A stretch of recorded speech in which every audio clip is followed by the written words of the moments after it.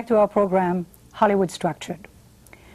As some of you already know, our program is designed to help the young people who wish to enter the entertainment field, may it be music, nightclub work, theater, film, or television. It is also designed to help the parents and the educators of those young people, to help them understand their wants and their needs and the pitfalls and the traps they may fall into unless thoroughly acquainted with the inner workings of Hollywood. Today, as our special guest, we have someone who knew she always wanted to be an actress. Only she wanted to be an actress in the theater, not in film, not in television, just theater, she thought. However, she has been working in all the media, film, television, and theater. And you have probably seen her for the last 12 years on the soap opera General Hospital in the role of Aunt Ruby. Her name is Norma Connolly. Hello, Norma. Hello, Lilyan.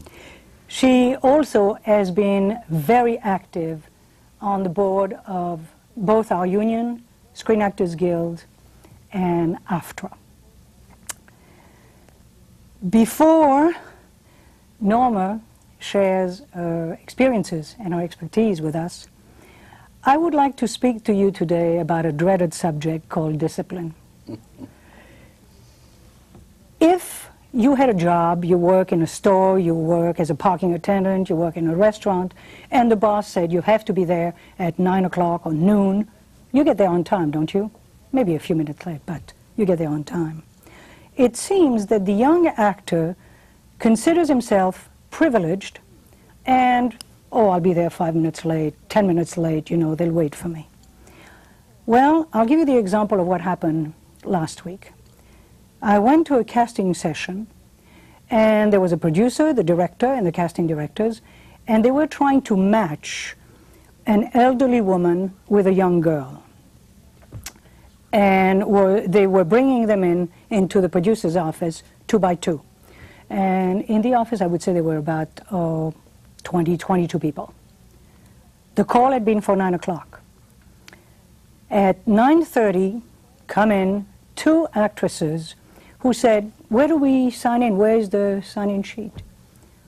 And the casting director, I'd never heard that before, told them flatly, your interview was at 9 o'clock. It's 9:30. It is too late. You don't need to bother to stay. Thank you. Goodbye. You should have seen their faces. Okay? When you have an audition, you're already tense and nervous because of the audition. So why not be there a little earlier? Leave your home a little earlier. I mean, anything could happen. The traffic could be bad. You could have a flat tire. Why add to the tension of the audition by being late and rushing? Okay? Now, another kind of discipline. Let's say that you get a job, and this is your first day on the job. You go to wardrobe, and they dress you up. Well, you know, you think you know the job better than they do, and you say, I don't think my character would wear that. Please don't, especially not on your first day at work. The wardrobe people have been there because they know what they are doing. They have studied for months what somebody is going to wear. So don't argue with them, because they will think you a nuisance, and it will go through the grapevine, and pretty soon the producer will know it. Now you get on the set, and hopefully you get there on time. Don't start arguing with the director saying, well, I don't think that my character would say that line or that word. Okay? Because all it can do is get you in trouble.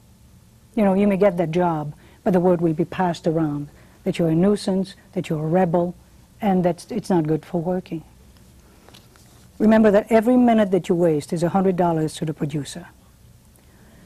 Now, if you miss a couple of lines, or the director says cut and said to the script supervisor, please give him or her the correct lines. The script supervisor, and it is his or her job to come to you and tell you the correct line was thus and such. I know, The hair will bristle on the back of your neck and say, I don't want to be torn. But it's not their fault. That's what they are paid for.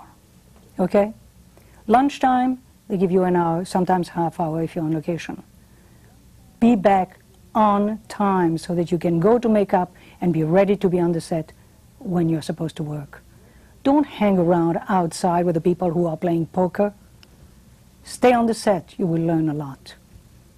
Have some discipline, please. You'll enjoy the work much better.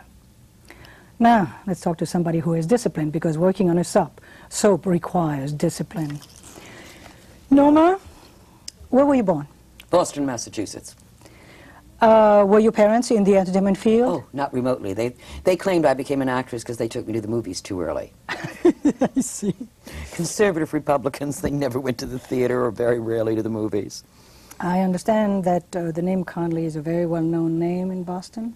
Well, it's well known in Ireland. My great-uncle, James Connolly, led the Easter Rebellion in 1916 and is an Irish hero. I see. Very good. Now, when you were in school, were you a good student? I was a brilliant student in English and history because it interested me, and a very careless student in math and science because it didn't interest me. It's kind of a marvelous story. I used to soar along in geometry class. I didn't know anything. Couldn't have cared less. And then would come a test, and I would study and get a straight A, and the teacher was convinced that I was cheating and didn't realize I have almost total recall. So they took me to the principal's office, and the principal said, do you know the preamble to the Constitution? And I said, no. He handed it to me. He said, you have 5 minutes to learn it. Went right down, came back in and said it, and I kept my A. Very good. Now, did you go to a very strict school? Yes, I was in convent school from the age of 8 to 15. And then I went to a wonderful, the first co-ed boarding school in the United States, Cushing Academy, and it still exists, and it's still a wonderful, wonderful school. Now, when you were in the school at the convent, did you think you really wanted to be an actress? Did you know then already? Oh, I think I knew from 12 or 13 that's what I wanted to do. And as a child, because I was very lonely in convent school, I lived in a world of imagination, of books, of history. I was fascinated by it, music. And so I kind of lived in a little fantasy to remove myself from the circumstances I found myself in. I see. Were you boarding there? Yes. I was a Depression kid, and my parents were divorced when I was very young, and my mother had to go to work, and it was the only place I was truly safe at that young an age. So it was very difficult for both of us. Did they encourage you there? No. No? No. No, they considered me a rebellious child that had to be brought into line quickly and hard. I'm happy to report they never succeeded. So you're still a rebel, right? I am still a rebel, outrageously so. All right. Now, when did you leave that particular school? I was 15 years old, and I'd finished my second year of high school, 10th grade, I guess, and I did the 11th and 12th grade at Cushing Academy. And I wanted to go to college for 2 years, even though I wanted to be an actress and then study acting. But my Irish father wasn't going to waste his money on a girl who just got married and had babies. I was going to be a secretary, and we had a knockdown drag-out over that. And I ended up in drama school, and I was in New York I wasn't quite 19 when I went to New York to become an actress. Now, had you studied then before that? I studied at a wonderful broadcast school called Lilyan Chauvin, but I did not know at the time, looking back, it was not the proper training for the world I wished to enter. It was very good to be a broadcaster. So when I came to New York, I got a play almost immediately, and I realized I didn't know anything about the craft of acting. And I went to Morris Karnofsky and said, help, I don't know what anybody's talking about.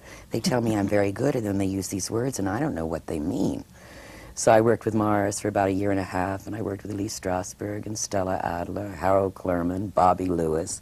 You name it, I took something from each of them. Okay, now, you skipped a little bit of coming to New York. Did you know anybody in New York? Did you have any friends in New York? Not a soul.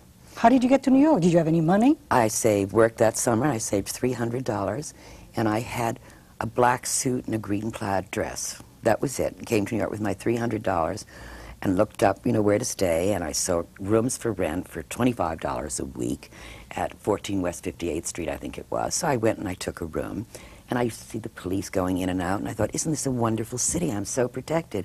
I found out I was living in a whorehouse, call girl's house, and I didn't know it. I was so naive. At the age of 17? Yes. Did you stay there a long time? No, I was only there about 3 months because I dated some fellow, and he took me home and he said, you live here?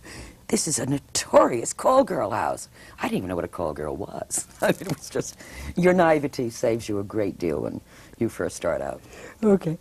Now, you're in New York and you're taking classes. At that time, did you need to have an agent to start working, or could you make the rounds yourself? Now, you could make the rounds yourself, but I very quickly signed with Lester Sher because he was extraordinarily protective of me, first as a young woman, and seemed of anybody that I talked to be really knowledgeable about. I hardly knew what a career was. I just knew I wanted to be a stage star. And Lester kind of took me in hand and guided me. And he was really very, very helpful to me. Did you do summer stock? Yes, every summer. I would go out in a package. I went out in a package of Angel Street. I went out one summer with Veronica Lake. After I had done Streetcar, I went out 2 summers in a package of Streetcar. And it was marvelous. Now, at that time, you had no intention of coming to Hollywood at all. I didn't know it existed. There was only the theater. Anybody who was serious, it was the theater. You wouldn't even do a radio show because you'd corrupt your art. Okay. Now, what brings you then to Hollywood? Well, I got married in 1954 to a writer, very successful, good writer, and live television closed up the gates in New York, and it moved to film, and we found ourselves commuting. And it was a very close, good marriage, and I had 2 babies by then, and I just didn't want to be in airplanes commuting. So the whole family, because of economic reasons and work reasons, moved to Los Angeles in the early 60s. But then the theater started in Los Angeles, and I've done a lot of theater here, so I've had it both ways. Would you tell me about green hair, please? My agent called me, and Alfred Hitchcock was doing a film called The Wrong Man, and said he was specific. He does not wish to see any blondes. I said, oh. So I went to my hairdresser, and I said, well, I don't know I'm going to get the job, so why don't you just rinse my hair some kind of dark black or dark brown? And he did, and whatever the chemical was, it came out green. I mean, green like those leaves. And there wasn't enough time to get it right before the interview. So I got there, I met Mr. Hitchcock, who of course got riveted on my head, and I swear I got the job. I was the only actress he met with green hair. Now, did you film the movie with green hair, or did you change it? No, they got it quite. By the way, when we were speaking about discipline, an actor said to Hitchcock on the set one day, why should I do this? And he did not like that kind of question, and he looked at her and said, because you are being paid very well to do it. Talking about being paid very well, could we talk about the conditions of the actors, and by actors I mean both actors and actresses, before the union? Oh, it was a nightmare. Can you explain directly to the young people? Prior to the unions, the only protection we have are the unions. Actors were working 18-hour days, 24-hour days, on location, without a trailer, without a seat, without hot meals, absolutely no regard for their condition. If you were, in those days, a major studio star, they protected Norma Shearer or protected that person, but the rest of the actors on the set had no protection of any kind, made very little money. And the union was formed in the late 30s, and out of which we now have not a 40-hour work week because our business is too different for that. But we have a 9-hour working day, then we go on overtime. We must have dressing rooms, we must have bathroom facilities, we must have chairs on the set. Also, they must pay into a health plan for our health insurance, and for when we're older actors, a retirement pension plan. And that's what the unions have done for actors. It's quite extraordinary. Which did not exist then. Nothing existed then. And now we have the motion picture country home. Yes, we have our own home where we can take care of our own actors with an extraordinary hospital within the home. And it's really a great, wonderful thing to have and take care of our own. Now, how did you get involved in the union? You were busy as an actress. Yes. And it takes a lot of time, I understand, to be on the board. It takes a great deal of time, and you shouldn't do it unless you're prepared to do the work. I grew very concerned about the lack of roles at the time I first went to the union. I was perhaps 40 or 41, and I was deeply concerned about the lack of roles for women. And I thought, well, I'm tired of sitting in a living room talking about it. Why don't I go to work? So I joined the Women's Conference Committee at Screen Actors Guild when Kathleen Nolan was president, and then she asked me to chair that committee and head it up. And then I ran for the board and was elected, and I remained in the board of directors for, I think, 12, 14 years. I negotiated the famous strike in 1980. I was in the negotiating team. And it's an extraordinary learning experience. As well as being able to give something back to your fellow actor, you learn an enormous amount about the industry you work in and how it functions financially. Can any actor go to the board and register any kind of complaints? Absolutely. That they have? We are your representatives, and if you have a problem, you can send a letter to the board of directors. It will be received and attended to, or you can call, and Screen Actors Guild will put you through to the proper person to take care of your complaint or your problem. Now, does a person who is on the board get paid? No, not a cent. And it's a lot of hours. I must say, at least 12 hours work a week on union affairs.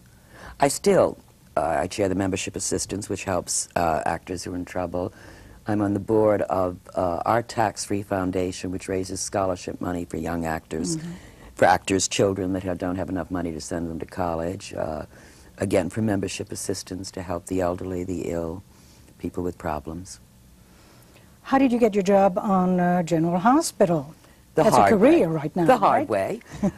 This part came up, and my agent submitted me, and I read, and then they tested 9 actresses, and I got the job.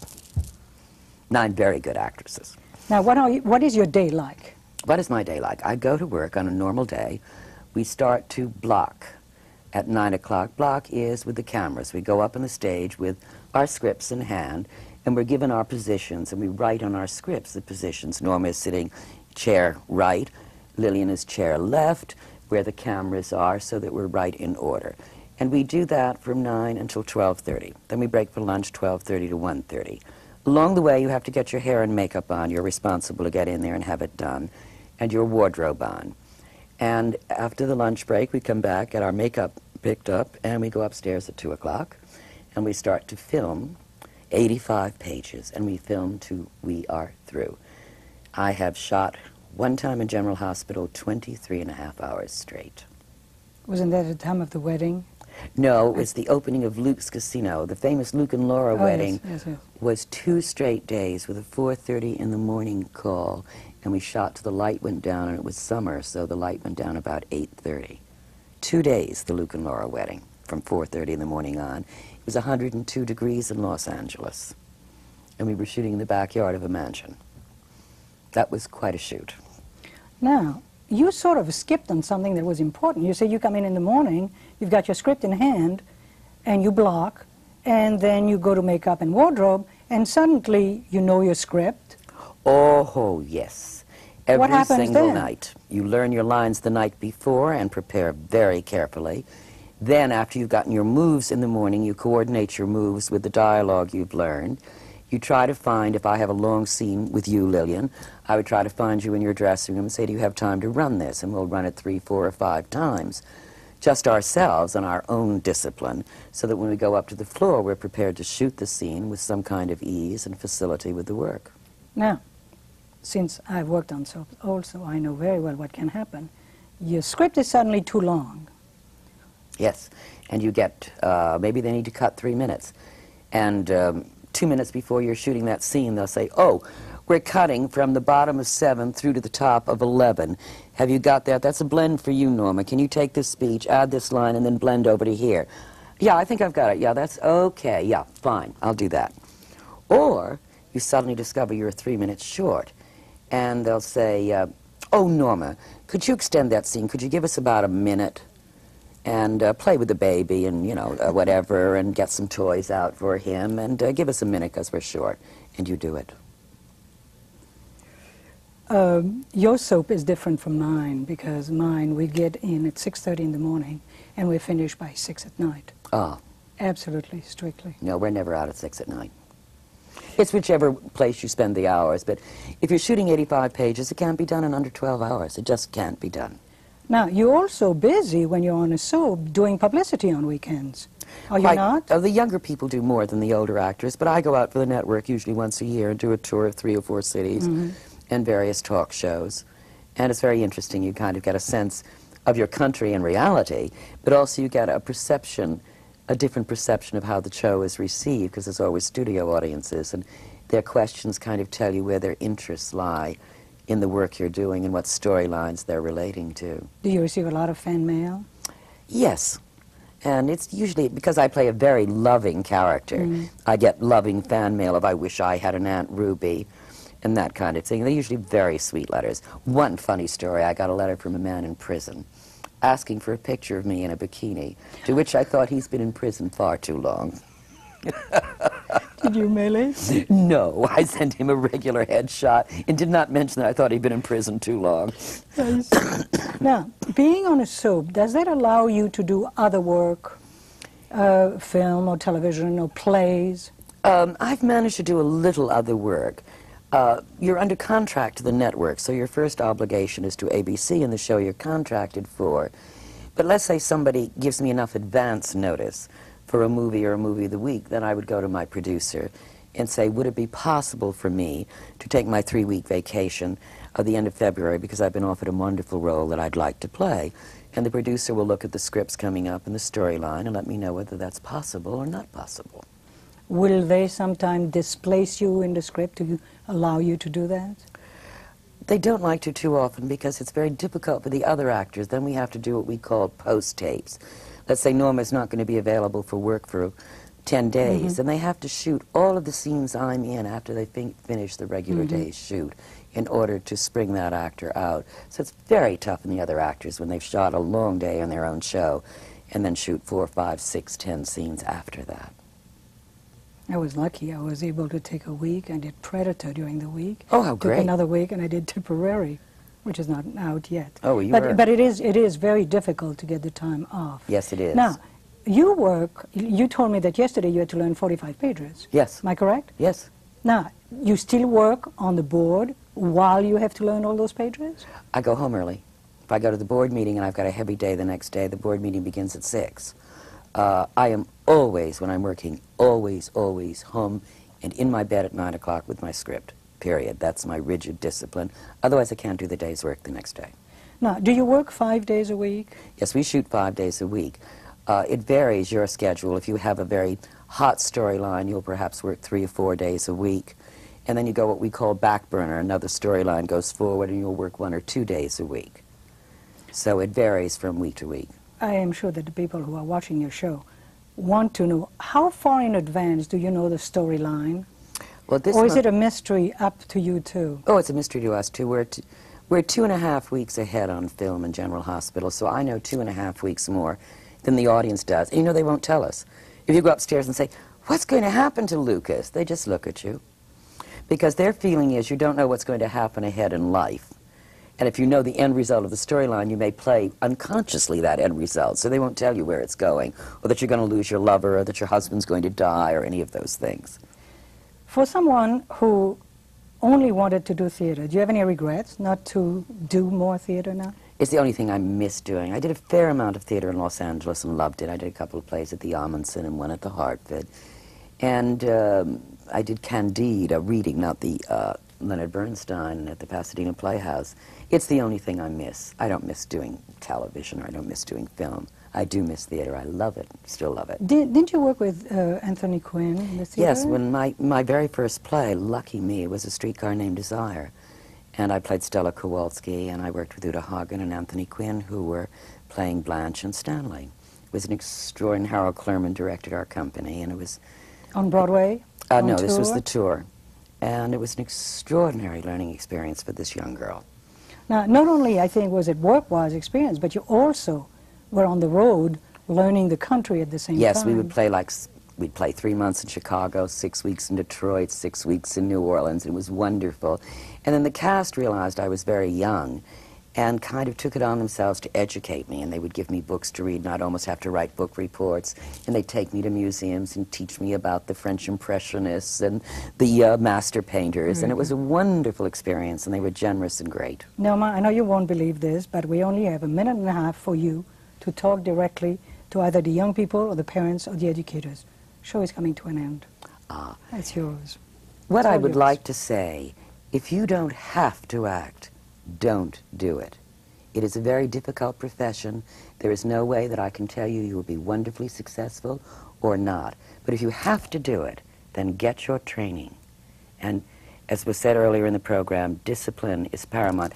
God gave you your talent, but the rest you can learn how to do and do it well. Do you have anything for the parents?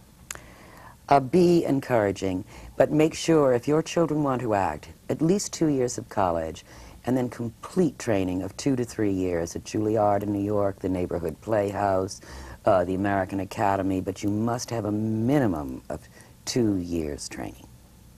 Do you regret not having finished college? Oh, yes. I'm very sorry, my stubborn Irish father, but I made up I'm self-educated now. So maybe he did me a favor and I had to work harder for it. Very good. What is next for you? I don't know. I'm going to stay in General Hospital as long as they want to keep me, and when they don't, I think I'd like to go out to regional theater and get back on the stage again. Really? Yeah. Is that what you're going to do? That's what I want to do. To thank Norma for sharing her experience and her expertise with My us. pleasure, totally. And, I hope it's of use to someone. Good luck in the Thank future. you. And you, my young friend out there, please keep watching us because we keep watching out for you. Thank you. Till next time.